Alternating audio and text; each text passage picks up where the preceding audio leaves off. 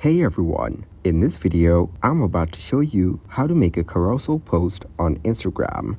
To make the carousel post, go to the canva.com website. Go to the Create a Design button and click on the Custom Size option. Select the size of your design you want to create.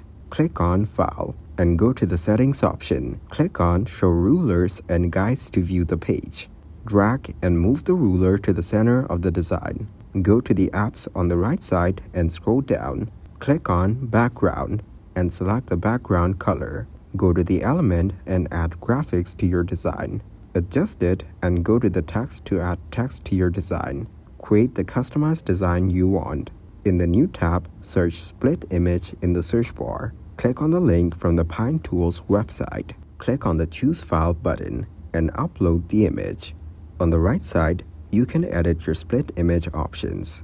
Choose the image format and click on Split Image at the bottom.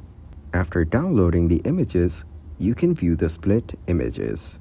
Now, you can add these images to Instagram posts.